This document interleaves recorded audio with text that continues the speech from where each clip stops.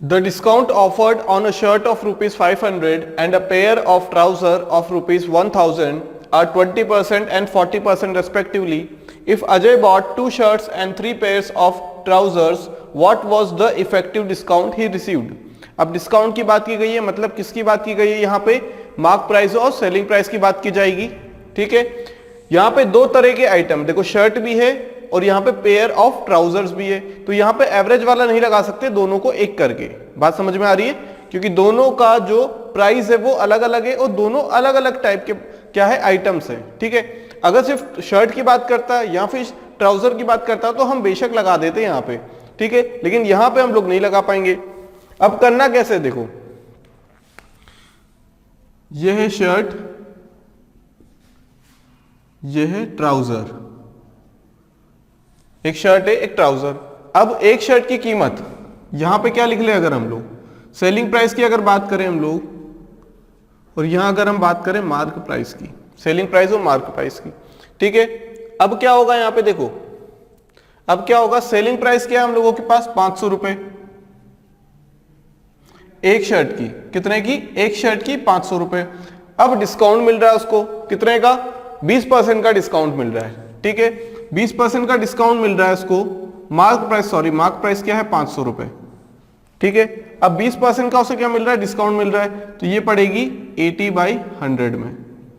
ठीक है, वहीं अगर ट्राउजर की बात करें तो एक पेयर कितने का पड़ रहा है उसे, 1000 रुपए इसकी प्राइस है, लेकिन वो कितने में पड़ेगा इसे 1000, भी 40% का डिस्काउंट मतलब 60/100 में से पड़ेगा। अब ये एक की बात हो गई। ठीक है, ये किसकी बात हो रही है, सिर्फ एक पेयर की और एक शर्ट की बात हो रही है यहाँ पे। लेकिन अगर हम किसकी बात करेंगे, अगर हम 2 शर्ट की और 3 पेयर ऑफ ट्राउजर की बात करेंगे, ठीक है, तो यहाँ पे कितना हो जाएगा, देखो किसके मल्टीप्लाई करें, यहाँ पे किसकी बात करें, 3 शर्ट की, तो ये शर्ट के लिए लिखा है तो 3 का मल्टीप्लाई कर देंगे और यहाँ भी 3 का मल्टीप्लाई कर देंगे। ये ट्राउजर के लिए लिखा है, कितने का मल्टीप्लाई कर देना है, ट्राउजर 3 है और शर्ट कितनी है 2 है यहाँ पे। बात समझ में आ गई? तो ये सेलिंग प्राइस और ये आ जाएगी मार्क प्राइस। जब मार्क प्राइस आ जाएगी हमारे पास तो सेलिंग प्राइस आ जाएगी, तो दोनों का रेशियो किसका, selling price by mark price. ठीक है, अब सेलिंग प्राइस क्या होगी, शर्ट की सेलिंग प्राइस कितनी है, ये 400 × 2 800 रुपए,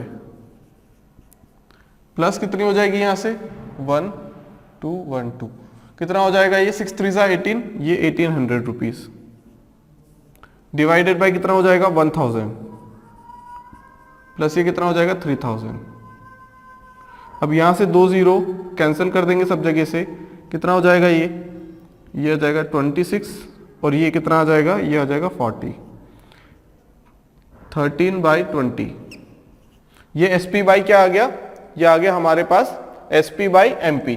अब SP/MP आ गया तो हमें क्या चाहिए, परसेंटेज चेंज या फिर डिस्काउंट। अब इन दोनों का जो डिफरेंस आएगा,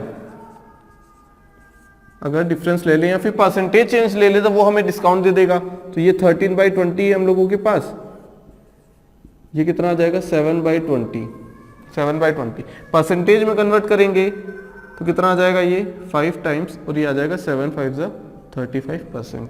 आंसर क्या आएगा हमारा 35%।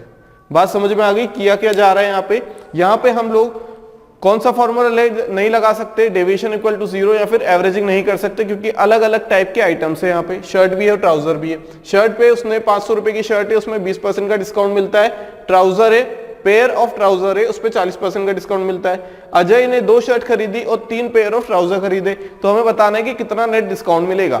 तो करने का तरीका अगर हम ऐसा रखेंगे तो हमारे लिए आसानी रहेगी आंसर को निकालना। अगर हम फॉर्मूले पे जाएंगे कि SP = SP1 + SP2 या फिर multiply by 2 × SP1 plus trouser का क्या रहेगा, सेलिंग प्राइस रहेगी 3 × SP1, तो वहां से दिक्कत। तो यहां से हम लोग क्या करेंगे, आंसर निकालेंगे। मार्क प्राइस एक की 500 है तो 2 की कितनी हो जाएगी 1000। मार्क प्राइस ऑफ ट्राउजर अगर एक की 1000 रुपीज है तो 3 की कितनी हो जाएगी, इतनी हो जाएगी। इन दोनों को ऐड कर देना है। ठीक है, ये हमने ऐड कर दिया। सेलिंग प्राइस जब 20% की छूट मिली है तो कितने का हो जाएगा, ये 80/100 का हो जाएगा। एक पे तो 2 पे इतना हो जाएगा। जब एक पे इतने का छूट मिल रहा है 40% का, तो हो कितना रहा एक्चुअल प्राइस 60/100, तो 3 के लिए कितना, तो this plus this upon this plus this. ठीक है, तो ये हमें आंसर निकाल के दे देगा। तो आंसर क्या आएगा हमारा 35%।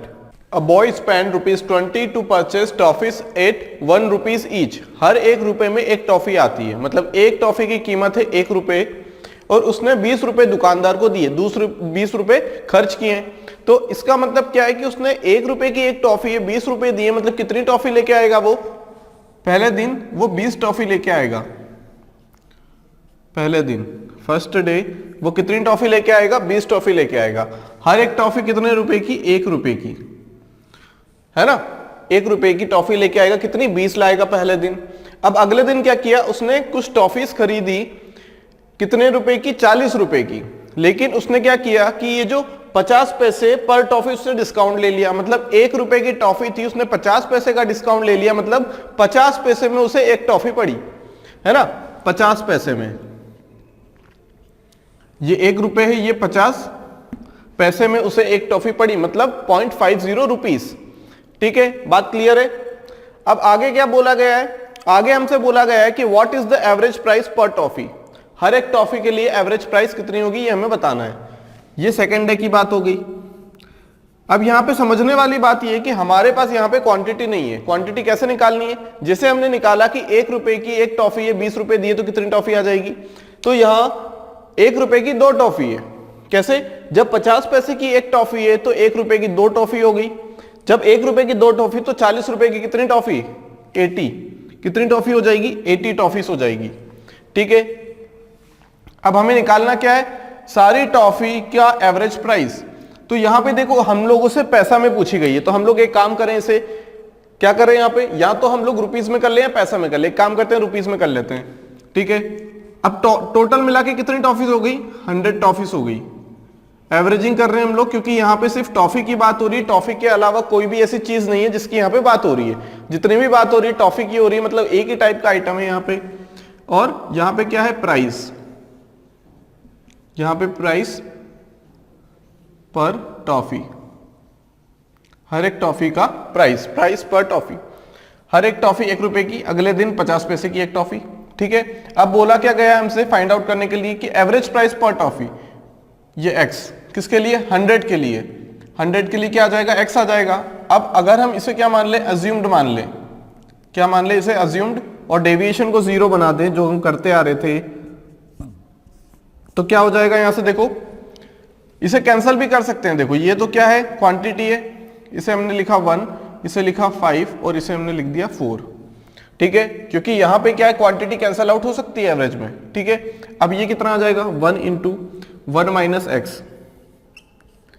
ये अभी बात किस में कर रहे हैं? रुपीज में। Plus 4 into 0.50 minus X is equal to 0। कितना आ जाएगा ये? 1 माइनस एक्स, 5 4 ज़ा 20, मतलब ये आ जाएगा 2 minus 4x is equal to 0। कितना आ जाएगा ये? अगर यहां पे देखा जाए तो कितना आ जाएगा? ये +2 है ना, तो ये आ जाएगा 5x बराबर 3। तो x बराबर कितना आ जाएगा? 0.6 रुपीज। 0.6 रुपीज। अब 0.6 रुपीज है तो इसे कन्वर्ट करना है हमें पैसे में, तो 100 का मल्टीप्लाई करना पड़ेगा। तो यहां कितना आ जाएगा? 60 पैसा।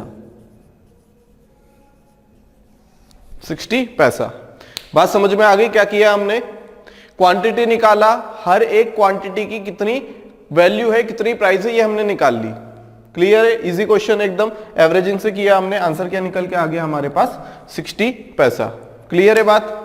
What is the maximum percentage discount that a merchant can offer on her marked price so that he ends up selling at no profit, no loss condition if he had initially marked her goods up by 50%? देखो ये सबसे आखिरी वाली line को समझते हैं पहले। बोल क्या रहा है कि उसने जो मार्क किया है गुड्स को वो 50% ज्यादा किया है। अब 50% ज्यादा किया है, इसका मतलब किससे ज्यादा किया होगा? उसने जितने रुपए में वो चीज खरीदी है मर्चेंट ने, उससे 50% ज्यादा उसने क्या किया है? मार्क किया है। कितना? 50% ज्यादा उसे क्या किया है? मार्क किया हुआ है। अब मर्चेंट क्या होता है? देखो मर्चेंट क्या, कि जो लेन देन करता हो, जो विक्रेता हो, ठीक है, उसे बोला जाएगा मर्चेंट।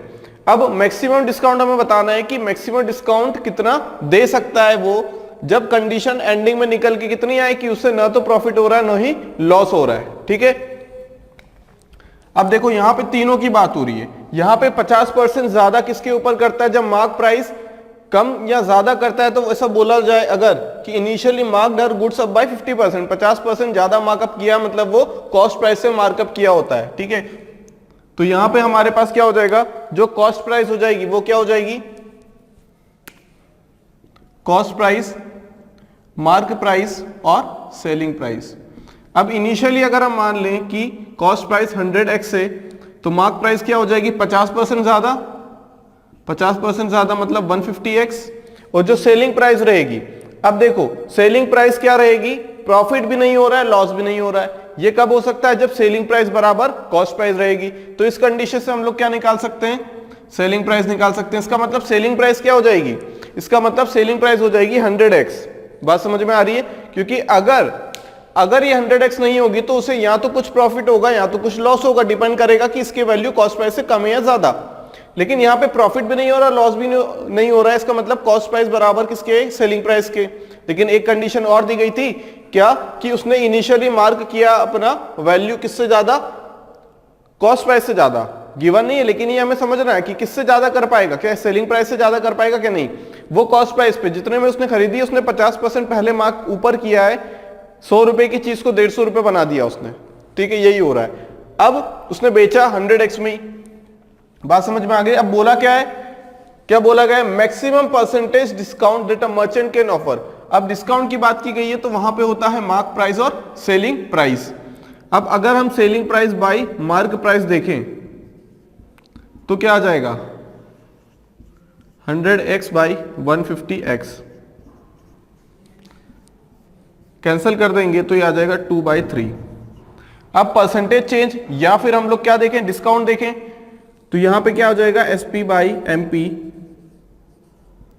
अगर हम डिफरेंस ले लें तो ये आ जाएगा डिस्काउंट किस पे, मार्क प्राइस पे, मतलब 2/3 माइनस 1।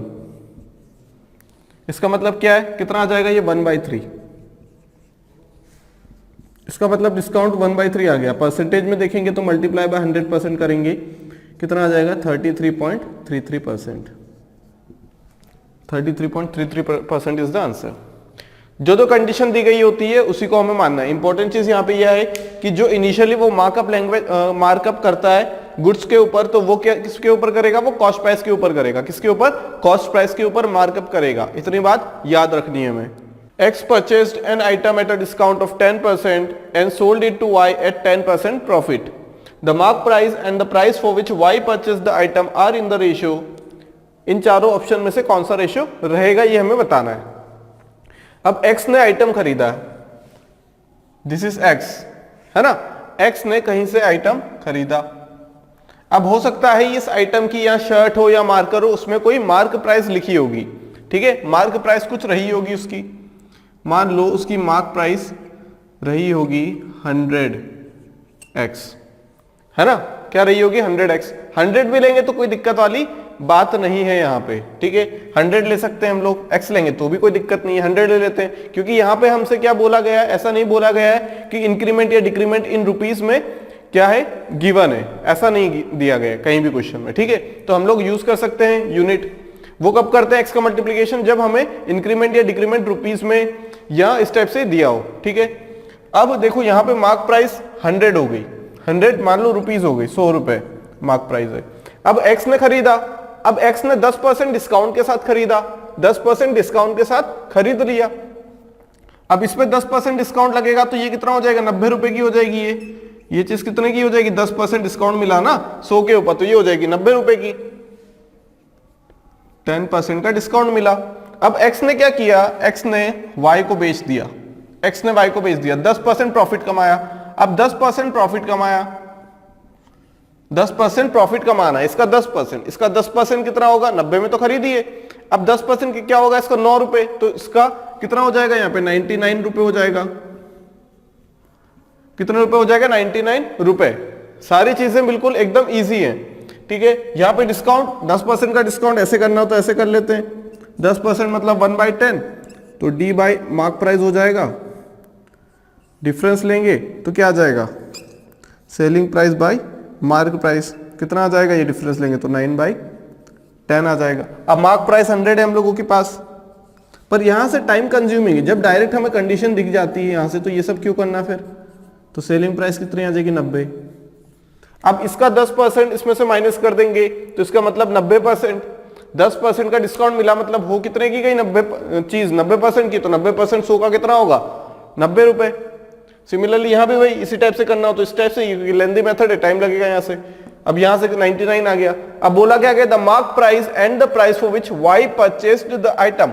इसने इसे बेचा है, इसने इसे बेचा 99 में, तो वाई ने खरीदी वो चीज, वाई ने खरीदी है ना वो चीज, तो वाई के लिए क्या हो जाएगी कॉस्ट प्राइस हो जाएगी। वाई ने परचेस की है तो उसके लिए क्या हो जाएगी कॉस्ट प्राइस हो जाएगी ना। और ये चीज जो एक्स है उसके लिए क्या हो जाएगी सेलिंग प्राइस हो जाएगी एक्स के लिए। बात समझ में आ गई, क्लियर है। अब ये 90 रुपए एक्स के लिए क्या है कॉस्ट प्राइस है, कॉस्ट प्राइस है एक्स के लिए। बात समझ में आ गई, ठीक है। अब करना क्या है हमें, ये जो मार्क प्राइस है, जब मार्क प्राइस किसका रेशो लेना मार्क प्राइस का, mark price divided by the price for which Y purchase, ये कॉस्ट प्राइस मतलब परचेसिंग वाली बाइंग वाली जिससे बाई किया है, तो कॉस्ट प्राइस फॉर वाई वाली, और मार्क प्राइस तो सेम है आर्टिकल का। अब यहां से मार्क प्राइस कितना है 100, कॉस्ट प्राइस 99, तो रेशो कितना आ गया 100:99। बिल्कुल इजी क्वेश्चन है, ठीक है। A store has an offer buy 4 get 1 free, what is the net percentage of discount. देखो कहीं भी मॉल में जाते हैं या कहीं भी सेल लगती है तो वहां पे हम लोग देखते हैं लिखा हुआ buy 2 get 1 free, buy 3 get 2 free, इस टाइप से लिखा होता है ना। अब वहां पे हम लोग पता नहीं कर पाते हैं कि हमें कितने % का डिस्काउंट मिला, हम रुपीज में देखते हैं वहां पे कितने रुपीज, इतने रुपए के शर्ट में इतने रुपए का डिस्काउंट है। लेकिन हमें अगर परसेंटेज में देखना है तो हम लोग यहाँ पे देख लेते हैं कैसे करना है। A store has an offer buy 4 get 1 free, मतलब अगर आप 4 खरीदेंगे तो आपको एक मुफ्त में मिलेगा। बात समझ में आ रही है, डिस्काउंट की बात की गई है, मतलब ये हो जाएगा सेलिंग प्राइस। क्लियर है बात, ठीक है। अब 4 खरीदिए और एक मुफ्त में ले जाइए। अब मान लीजिए कि टोटल उसके पास कितने हैं 5 हैं, ठीक है। 5 शर्ट्स की बात कर लेते हैं, 5 क्या है शर्ट, हर एक शर्ट की